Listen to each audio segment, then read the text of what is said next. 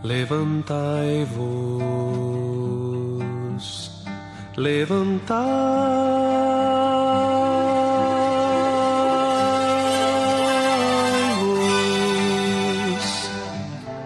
bendizei ao Senhor vosso Deus, de eternidade em eternidade. Atos dos Apóstolos, capítulo 2.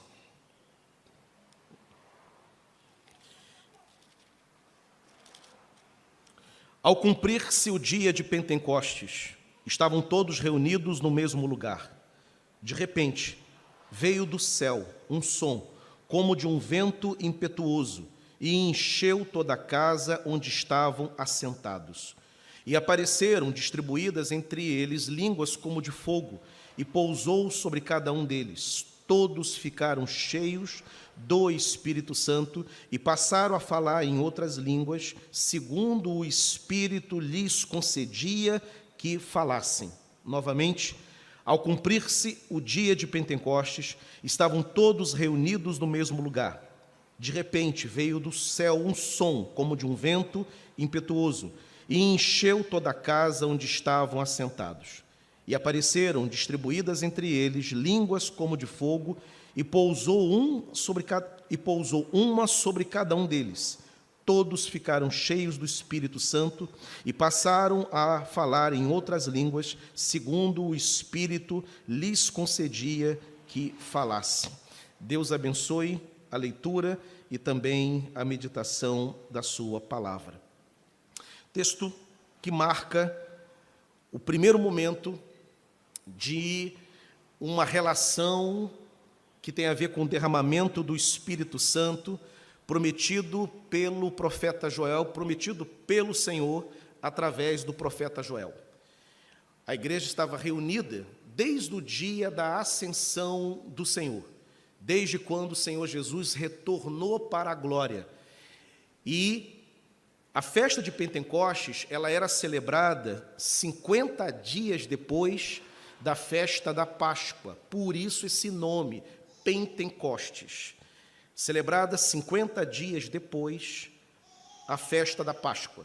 Eram duas grandes celebrações que aconteciam em Jerusalém. E quando Jesus, após a crucificação, quando ele é morto e ressurreto, e quando ele retorna para o Pai, antes desse retorno, ele passa 40 dias com os seus discípulos. Na ocasião do retorno de Jesus, estava no 40º dia após a ressurreição. E entre a ascensão e o derramamento do Espírito, 10 dias se passaram. Quando Jesus se despede dos seus discípulos, e até a ocasião em que o Espírito Santo foi derramado, 10 dias se passaram. O que os discípulos ficaram fazendo durante 10 dias? Na ocasião da ascensão, isso está narrado no capítulo 1 do livro de Atos, o Senhor dá uma ordem muito clara aos discípulos: fiquem em Jerusalém, até que do alto vocês sejam revestidos de poder. Em outras palavras, não saiam por aí empolgados, considerando capazes de realizar a minha obra. A minha obra não é um empreendimento humano. A minha obra não é realizada na força do argumento lógico. A minha obra não é realizada na base da inteligência, na base da sabedoria humana. A minha obra não é realizada com um esforço físico apenas. É necessário um revestimento, é necessário de uma força que vocês não têm, é necessário uma experiência que vocês ainda não experimentaram para que a minha obra seja realizada. Portanto, sejam obedientes, saiam daqui, voltem para Jerusalém, lá permaneçam, não evangelizem, não curem ninguém, não expulsem demônios, não façam nada. Esperem o revestimento do alto vir sobre vocês. Os discípulos fazem exatamente isso. Se reúnem com mulheres, entre elas Maria, e mais 108 irmãos. e formam, portanto, uma comunidade de 120 crentes que estavam orando todos os dias no cenáculo. Todos os dias, colocando a vida, orando por Jerusalém, orando para que houvesse o cumprimento da palavra do Senhor, para que esse revestimento do alto, de fato, fosse derramado sobre eles. Eles não sabiam como seria, o que Jesus quis dizer com aquele revestimento. É o quê? É um relâmpago que vai vir, é o céu que vai abrir, é o chão que vai estremecer. Como esse revestimento vai se manifestar, eles não sabiam. Eles, como bons judeus, como leitores da Escritura do Antigo Testamento, sabiam que haveria um dia que o Espírito Santo seria derramado. O próprio Senhor Jesus havia dito que, em determinado momento, ele, o Filho, retornaria para a casa do Pai, mas ele não deixaria os seus discípulos órfãos. Ele rogaria ao Pai o envio de outro, que pudesse fazer companhia, para que pudesse proteger, para que pudesse ungir, para que pudesse abençoar, para que pudesse iluminar, para que pudesse conduzir, para que pudesse inspirar. Esse alguém é o Espírito Santo. Jesus havia dito: eu rogarei ao Pai, e Ele vos enviará o ajudador, que vai auxiliá-los no cumprimento da missão. Isso os discípulos sabiam, essa informação eles tinham. Essa era a promessa deixada pelo Senhor, mas eles não sabiam qual seria o momento do cumprimento dessa promessa, em que termos isso iria acontecer. E, uma vez que não sabem, cabem crer, cabem esperar, cabem ser obedientes, cabem esperar que o braço do Senhor do alto se manifeste.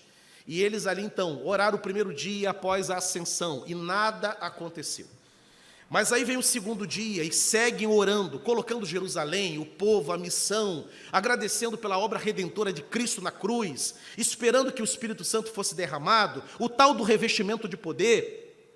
O próprio Senhor Jesus disse: olha, vocês serão minhas testemunhas em Jerusalém, Judéia, Samaria, até os confins da terra. Porém, depois do revestimento, não saiam por aí tentando ganhar o coração dos samaritanos, serão rejeitados. Não saiam por aí tentando ganhar o coração dos judeus, serão rejeitados. Não saiam por aí indo na direção dos confins da terra, serão rejeitados, assassinados.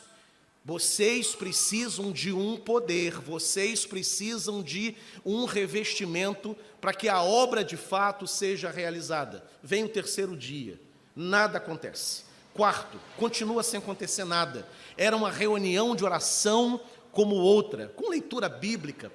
E quando eu falo leitura bíblica do Antigo Testamento, porque o Novo não estava ainda fechado. Nós estamos na época em que nem Paulo é convertido, não tem ainda o texto de Romanos, não tem o texto de Efésios, não tem a carta aos Filipenses. Paulo ainda vai se converter lá em Atos 9, e entre o capítulo 2 e o capítulo 9, quase 10 anos de diferença. Tem muita coisa ainda para acontecer. E vem o quinto dia, nada acontece. Sexto dia, sétimo, oitavo, nono, 10º dia.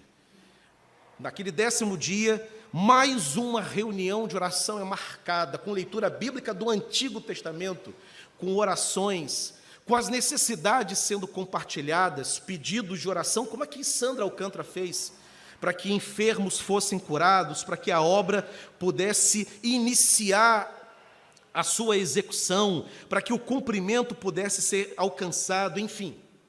Mas diz o texto de Atos 2, que, cumprindo o dia do Pentecostes, chegando, portanto, o dia da festa do Pentecostes, no 50º dia, após a Páscoa, em mais uma reunião de oração, verso 2, de repente, repentinamente, surpreendentemente, sem que se esperasse, era o 10º dia de reunião, e talvez na mentalidade dos discípulos seria como a reunião do 9º dia, a reunião do 8º dia, com cânticos, com alegria, com pregação, com leitura bíblica, com intercessões pelos homens, pelas viúvas, pelas necessidades. E a reunião seria assim, pautada dessa maneira. Eles não tinham a menor ideia que aquele 10º dia de reunião no cenáculo, naquela reunião de oração, alguém especial, glorioso, se faria presente de maneira especial.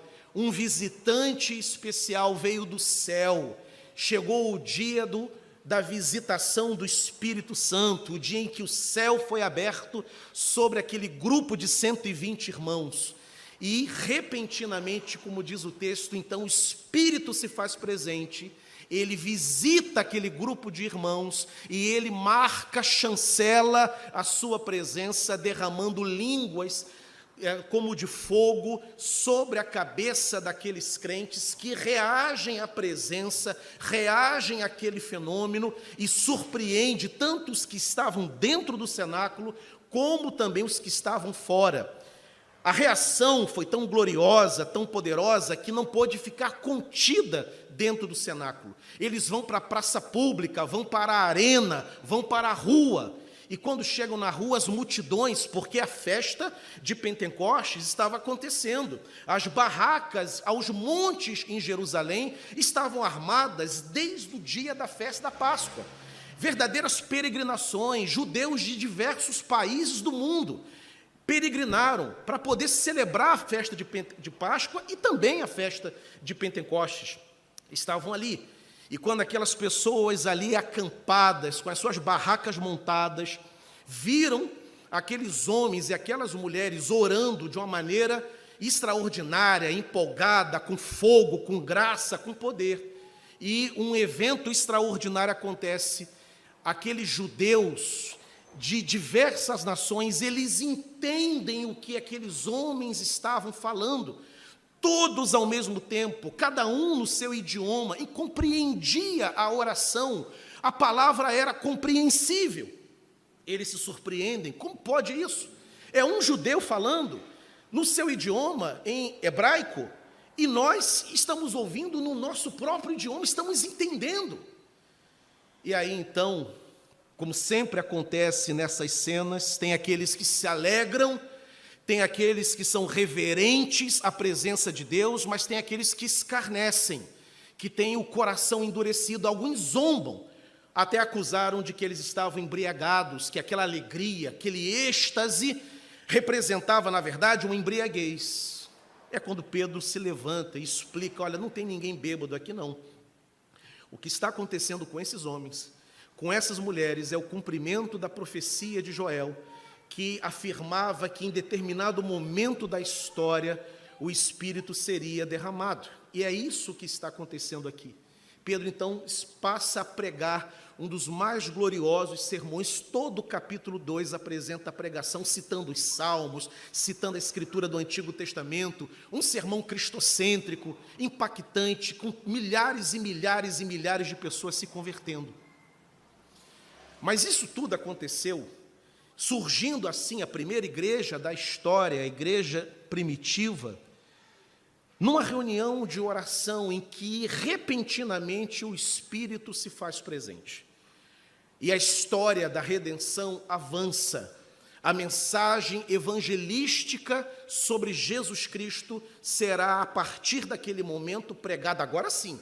Agora, com essa chancela, com esse derramamento do Espírito Santo, os cristãos estavam, especialmente os apóstolos, autorizados a pregar o Evangelho em Jerusalém, a pregar o Evangelho em Samaria, ir até a Judéia e também chegar até os confins da terra. Agora sim, estavam, portanto, autorizados, a porta da evangelização se abriu. É hora de cumprir a missão, é hora de pregar o Evangelho, é hora de visitar as vielas, é hora de visitar os desertos, é hora de subir os montes, é hora de entrar nas residências, é hora de se deparar com leprosos, é hora de se deparar com endemoniados, é a hora da manifestação do reino chegou. O elemento sobrenatural da unção do Espírito acabou de ser derramado, ele se fez presente, ele dá de si, ele se derrama, pronto, podem começar o trabalho do Senhor. Porém, essa maravilha toda que vai acontecer. E nós estamos aqui hoje porque um dia, lá atrás, há 2000 anos, essa história aconteceu. Nós somos resultados, somos frutos desse ministério do Espírito Santo. Porque é Ele quem levanta pregadores, é Ele quem movimenta a igreja, é Ele que coloca a igreja para frente, projeta a igreja, é Ele que gera incômodo, é Ele que dá êxito na evangelização, é Ele que abençoa a pregação, é Ele que abençoa o ensino, é Ele que convence pecadores. Pecadores entram para as igrejas, pedem batismo, porque o Espírito abençoa a mensagem, o ministério da igreja. Mas tudo isso acontece quando, num determinado dia, numa determinada hora, Deus decide se fazer presente de forma abundante, marcante e de forma especial. O que esses 4 versos ensinam para nós? Além de contar a história do avanço da redenção, da obra da redenção, o que esse trecho nos ensina hoje? Nós que estamos aqui separados historicamente desse texto há mais de 2000 anos. Primeiro, eu quero mostrar para os irmãos que a resposta de Deus, seja ela qual for, sendo a resposta de fato de Deus, uma hora essa resposta vem.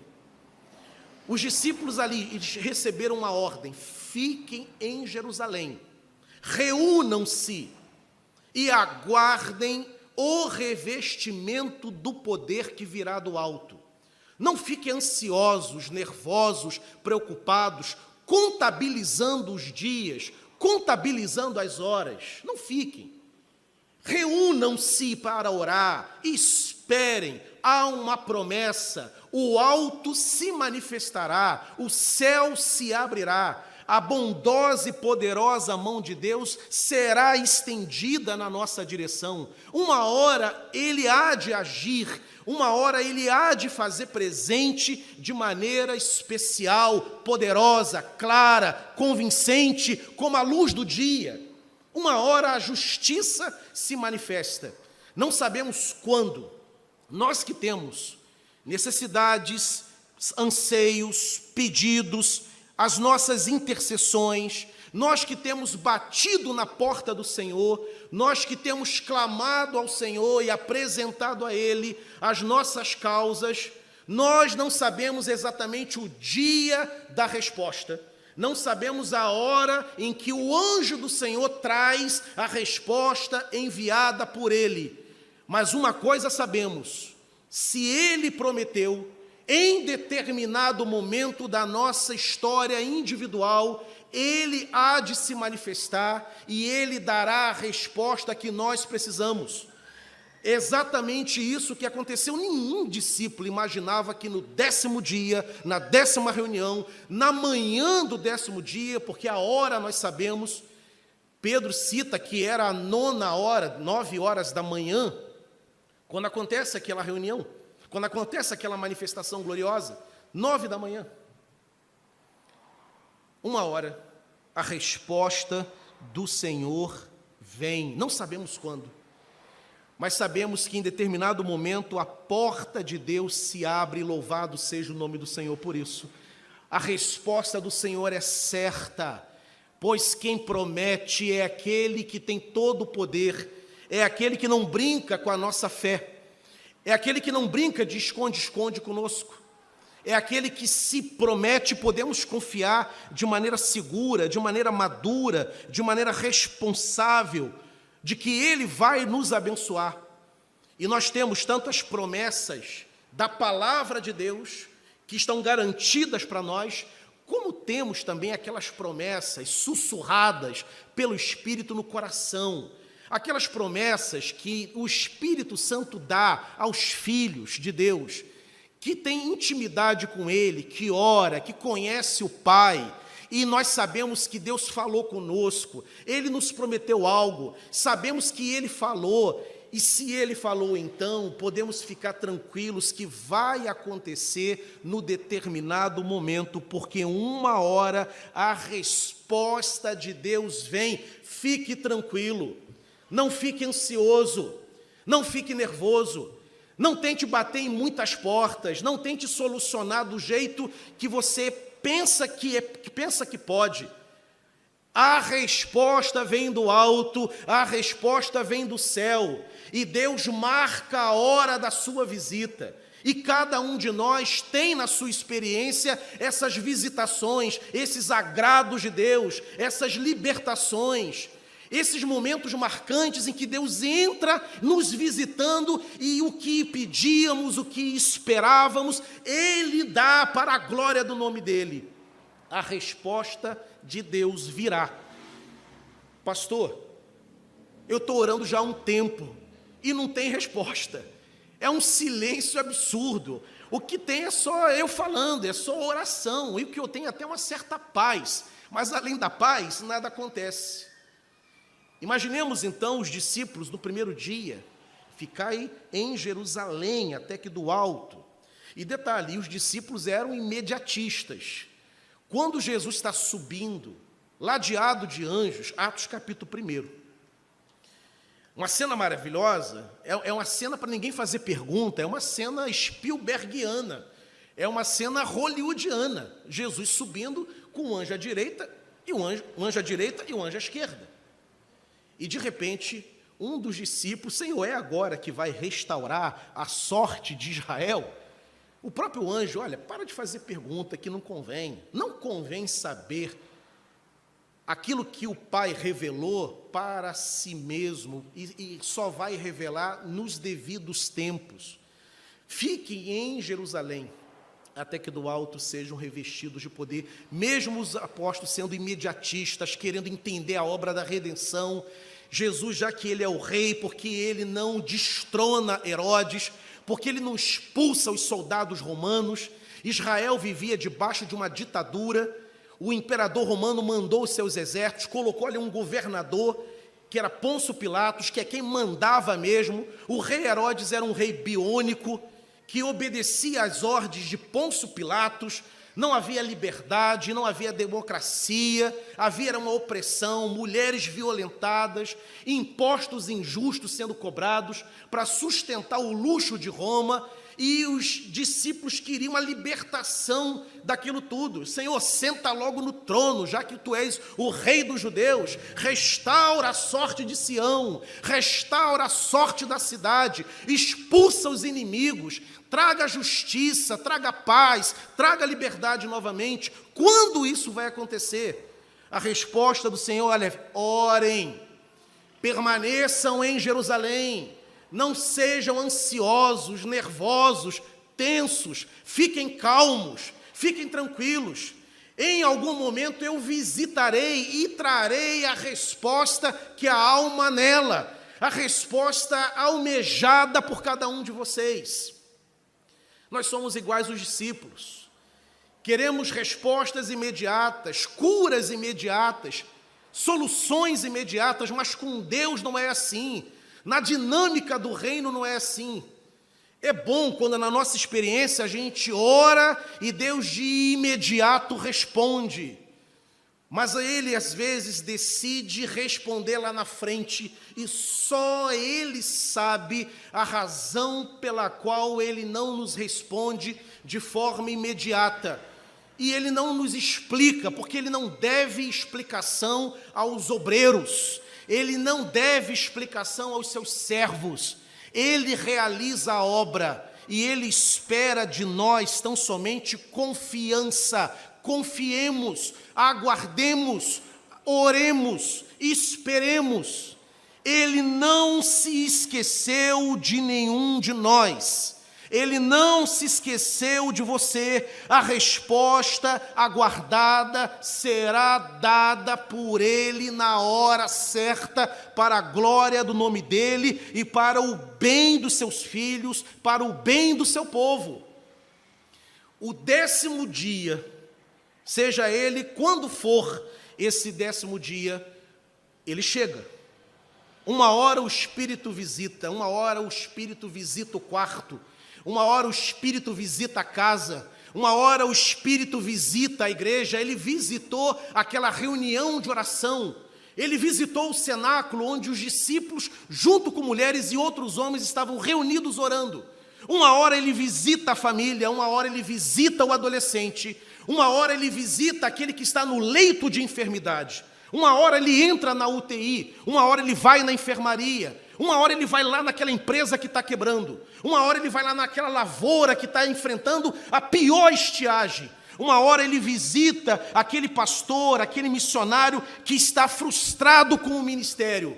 Uma hora ele visita cada um de nós e ele restaura, ele reviva, ele conserta o que está quebrado, ele promove restauração, ele dá a sua bênção, ele remedia, ele derrama remédio sobre nós, ele dá o bálsamo de Gileade, ele derrama água fresca sobre a nossa cabeça.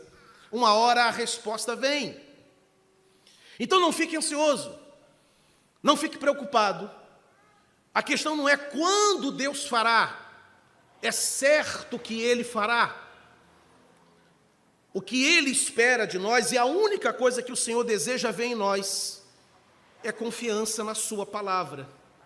Ele disse para os discípulos: vocês serão revestidos. Não disse que seria no 10º dia. Disse que seriam revestidos. A palavra do Senhor se cumpriu no 10º dia. Talvez o teu 10º dia seja hoje. Talvez seja daqui a pouco. Talvez seja amanhã. Talvez seja daqui dentro de algumas semanas. Não importa quando. O que importa é que Deus te contempla, Deus te vê, e Ele já está trabalhando, a obra de Deus já está em curso na tua vida. Louvado seja o nome do Senhor, louvado seja o nome do Senhor. Por isso a resposta de Deus uma hora vem. Se você esquecer tudo que eu preguei aqui, guarda isso no coração, saia daqui, uma hora a resposta de Deus vem. E, irmãos, vem mesmo. Ele não brinca conosco, pela segunda vez dizendo isso. Ele não brinca com seus filhos, Ele não brinca com as esperanças nossas. Ele não brinca com as nossas expectativas. Ele não mexe, Ele não fica brincando com aquilo, com a nossa fé. Ele leva muito a sério a confiança que nós temos depositado nele. E Ele vai promover o bem que nós precisamos. Uma segunda verdade que esse texto ensina para nós é de que aquele grupo de irmãos, eles estavam reunidos em oração. Bem, não podemos pregar, não podemos curar ninguém, não podemos expulsar demônios, não podemos erguer templos, não podemos fazer nada, mas uma coisa podemos nos reunir e podemos também orar, até que do alto o Senhor nos visite, até que o tal do revestimento prometido venha a ser derramado sobre nós. Enquanto, irmãos, nós esperamos Deus realizar a sua obra, nós oramos. A oração é um meio de graça. A oração nos liga aos céus. A oração é o meio em que Deus conhece as nossas necessidades. É o meio em que eu evidencio e expresso que nele eu confio. Nós só procuramos para conversar quando estamos nos sentindo oprimidos com quem nós confiamos. Você não desabafa com quem você desconfia. Você não procura pessoas que te deixam desconfortáveis para abrir o teu coração. Você só abre coração com aquele que você se sente bem, aquele que você se sente à vontade, aquele que tem a tua confiança.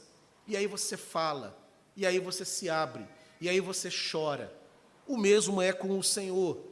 Enquanto a resposta dele não vem, o que Deus espera de nós é a mesma posição daqueles discípulos.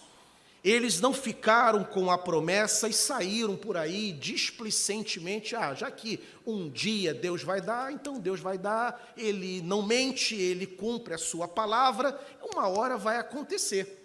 Então não preciso ficar muito conectado com Ele, porque Ele vai cumprir a palavra dele. Eles estavam orando. Enquanto, irmãos, a cura não vem, a nossa posição é de intercessão. Enquanto Deus não nos visita para nos dar o que precisamos, a nossa posição é de joelhos intercedendo, é orando.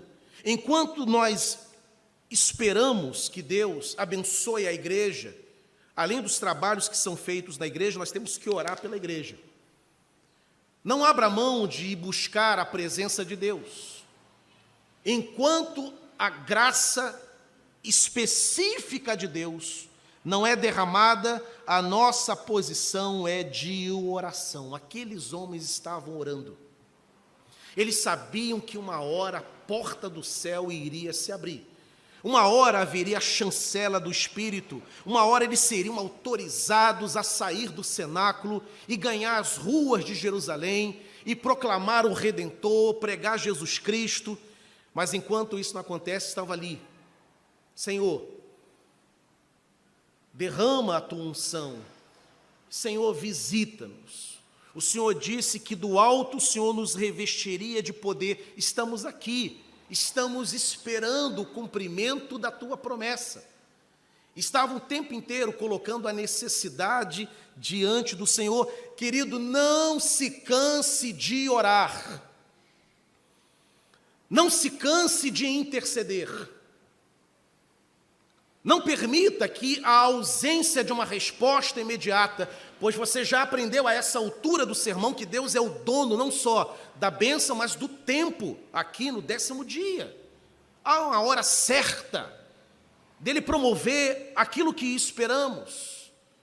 E enquanto o que esperamos não acontece, nós oramos, aguardamos de maneira confiante naquele que não tarda a sua promessa, porém ele dá no tempo e na hora certa. E depois que a bênção chega, depois que a porta abre, nós antes achávamos que Deus estava tardio demais, abençoando outros.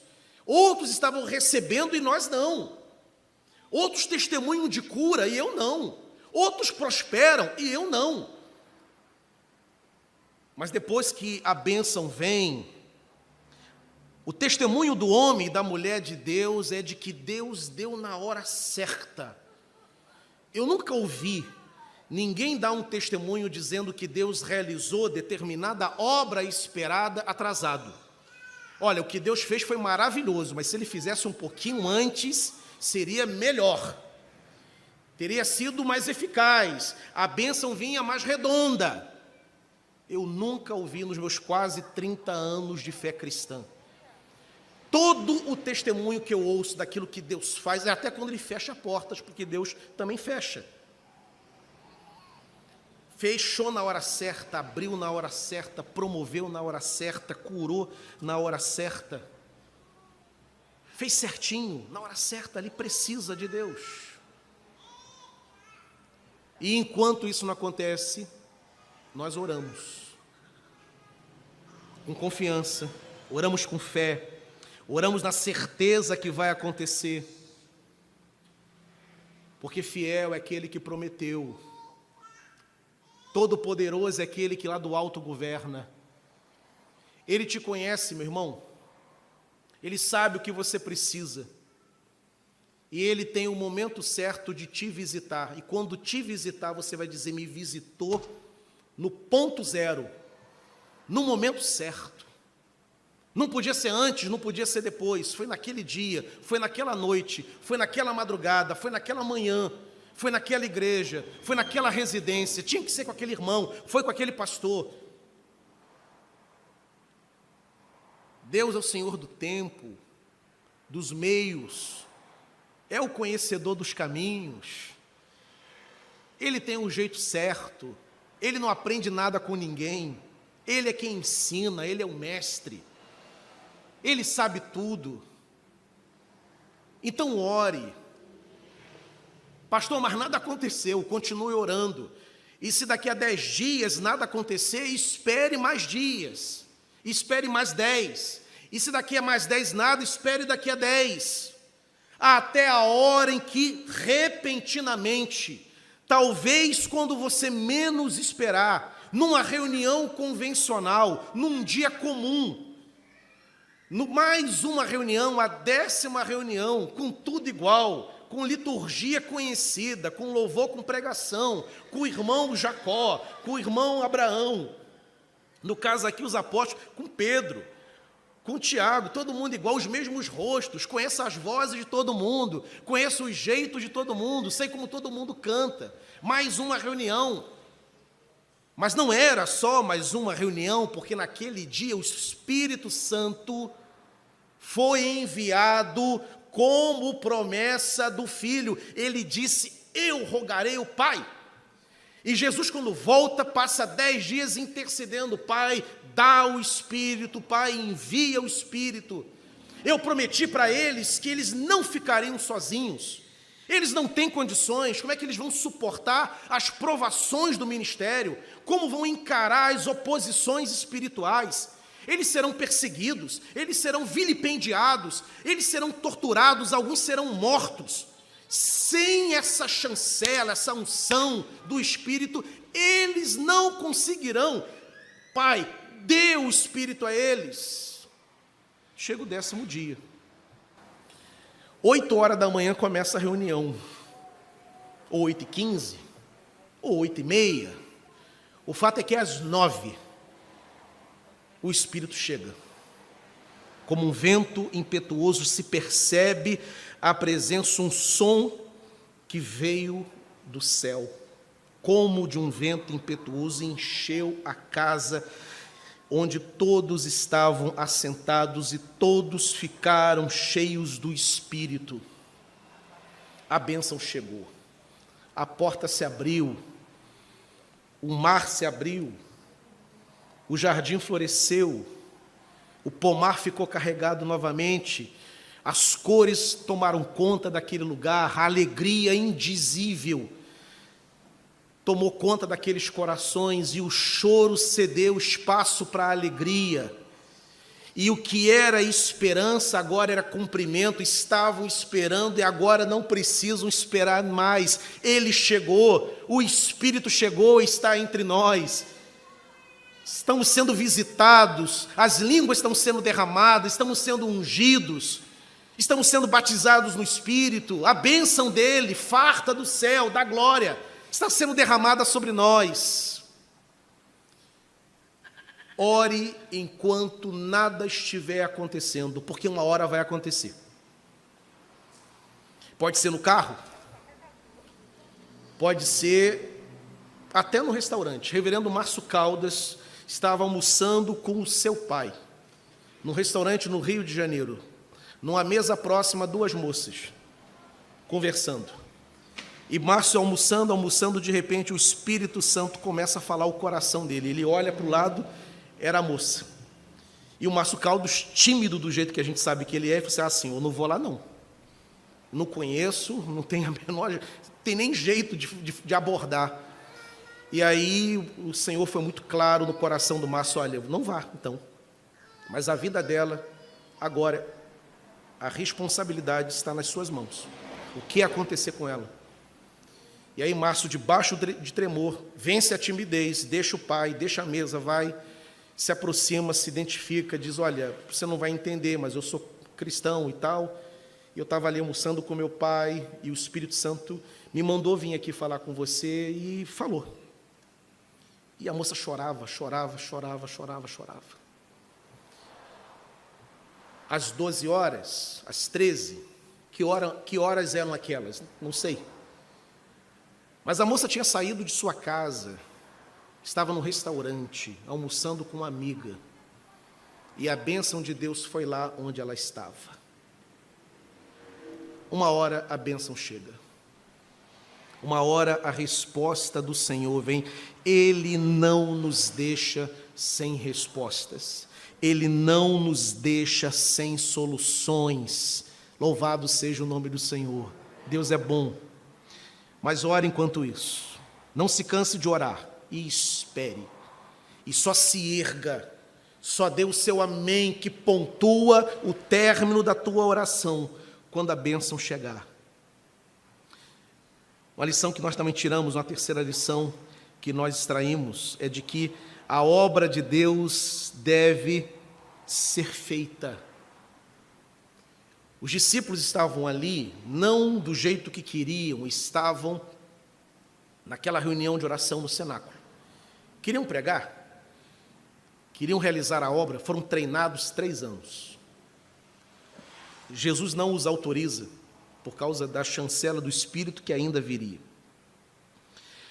Mas quando eles decidem se reunir, quando eles decidem se reunir para orar, para o encontro, para a comunhão, era uma expressão da obra de Deus que estava acontecendo ali. A maneira como os discípulos lidam com aquela expectativa da visita do Espírito Santo é muito interessante. Porque nós, que somos membros de uma igreja e queremos ver a igreja ser abençoada, ver a igreja crescer, a nossa responsabilidade diante de Deus, irmãos, é refazer a obra. É claro que todos nós queremos colher os frutos do nosso ministério. É claro que todo pastor quer ver gente convertida, gente sendo restaurada, casamentos sendo reestruturados, gente se consertando. Nada traz mais alegria ao coração do pastor do que quando alguém se conserta diante de Deus. Ele entra na igreja quebrado, arrebentado, desorientado, desiludido, com raiva do mundo. E ele vai ouvindo a palavra, às vezes isso acontece muito que rapidamente, outros levam mais tempo, é uma recuperação, uma regeneração mais gradual, mais lenta, porém mesmo assim poderosa, intensa, profunda. Todos nós, inclusive eu, queremos ver resultados da obra. E ficamos inquietos quando os resultados não vêm. Quando a bênção que marca o êxito do que estamos fazendo, quando ele está um tanto escondido, invisível. Isso angustia. Mas esse texto nos ensina de que eu não tenho que ficar preocupado com a bênção de Deus, ela virá. O que nós precisamos é realizar a obra de Deus. Aqueles discípulos estavam orando, obedecendo a ordem de Jesus. Naquele momento, naquele período de 10 dias, a obra de Deus era aquela. Naquele momento, a obra de Deus era aquela. Era ficar dentro do cenáculo orando. São 120 aqui, mas poderiam ser 240, podiam ser 360. Vamos chamar mais gente? Era aquele grupo. Deus promoveria o crescimento como promoveu. Quando o Espírito Santo vem, Pedro se levanta, prega um sermão de Pedro, um sermão. Só de homens adultos, 3.000 convertidos no final do capítulo 2, que pedem batismo. Em Atos 4, Atos 5, já pula a igreja para 5.000.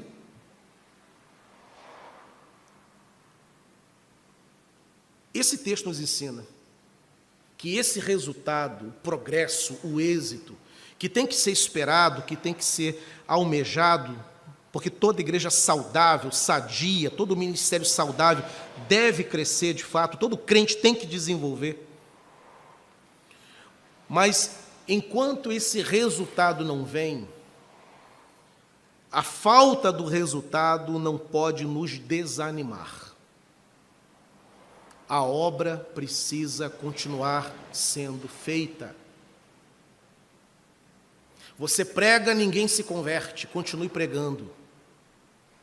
Você conversou com o casal e não houve recuperação aparente, e às vezes não só aparente, não houve nada na vida do casal, às vezes até piorou. Você aconselhou e piorou o problema. Já estavam quase se divorciando, agora é que vão mesmo. Aí, Senhor, cadê a bênção? Cadê o resultado? A gente procura fazer tudo certo, existe integridade no ministério, existe integridade na pregação, existe uma entrega verdadeira nos meus ministérios, naquilo que eu estou te apresentando, e cadê o êxito? Já que está tudo certo, cadê as realizações? Cadê o fruto? Cadê o resultado? Cadê o retorno? Cadê a correspondência? Já que existe uma lei de semeadura, por que eu semeio tanto e colho tão pouco? Porque a gente semeia, semeia, semeia, e o fruto até aparece, mas a gente não colhe. Esse texto, querido, nos ensina de que estas preocupações, embora legítimas, elas não devem perturbar os homens e as mulheres de Deus, porque enquanto o resultado não aparece, enquanto a bênção não se manifesta, a obra de Deus continua sendo feita. Crentes são aqueles que oram por cura, enquanto eles próprios estão enfermos. São vasos. Pastores são, às vezes, levantados para pregar e abençoar, e eles estão quebrados por dentro.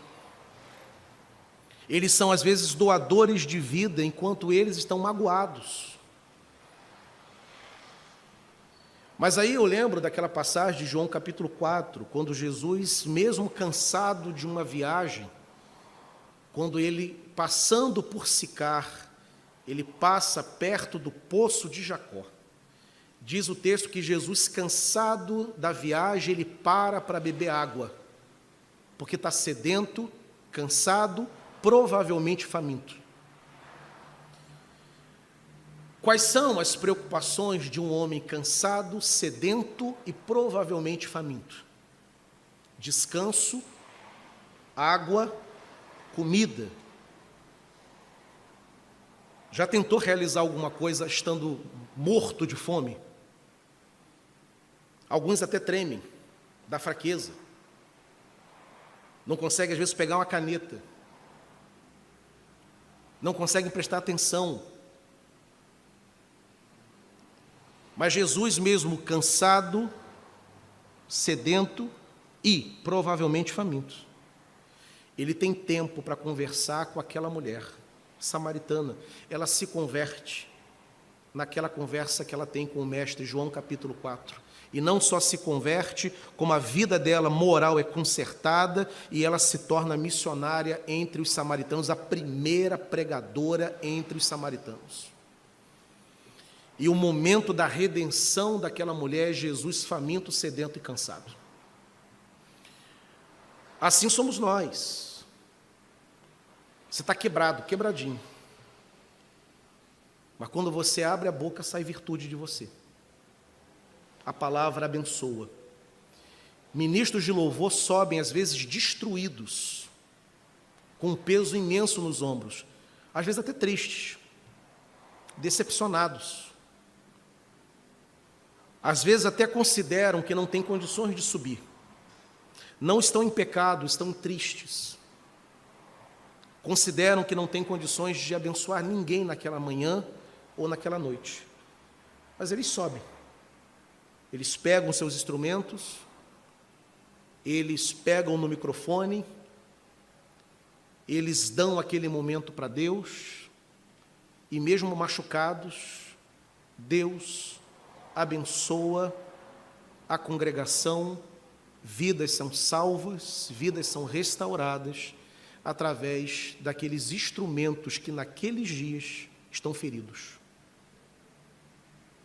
A bênção de Deus, quando não vem, mesmo em tais casos, a obra precisa ser realizada. Eles queriam o revestimento do poder. E não tinha revestimento. Nenhum deles decide ir para casa, porque cadê a promessa?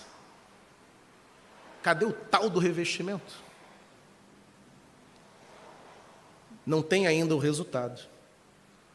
O fruto ainda não apareceu. Mas nós realizaremos a obra de Deus, e a obra de Deus é ficar aqui orando no cenáculo. É isso que Deus quer de nós por enquanto, então é isso que faremos para o Senhor. Iremos orar, na certeza de que uma hora a bênção vem. E como eu já disse, a bênção sempre vem. Porque fiel é aquele que promete. Fiel é o abençoador. Fiel é aquele que é o dono de toda a solução, aquele que tem a resposta, aquele que guia, aquele que é a luz das nações, aquele que é a bússola, aquele que é a lâmpada, aquele que é o guia, o Senhor Jesus, o amado da nossa alma, a bendita estrela da manhã. Louvado seja o nome do Senhor. Terminando, eu quero só lembrar, o poder do alto vem, e o céu vai abrir. E talvez para alguns, o dia de você levar a resposta seja hoje, seja aqui e agora. Por isso que o Senhor te trouxe aqui, para você ouvir isso, porque você não vai embora hoje sem a tua bênção, você vai levá-la. É como Jacó, que lutou a noite inteira, e seja grato a Deus, que Ele pode te colocar de castigo aqui a noite inteira, está só no início da noite, Ele pode te segurar aqui até 4 da manhã. Talvez não seja teu caso de esperar tanto. Daqui a pouco, quando o culto terminar, você voltará para casa com a tua bênção. Veio do alto, das mãos do Senhor. Louvado seja o nome do Senhor. Bendito seja o nome da tua glória.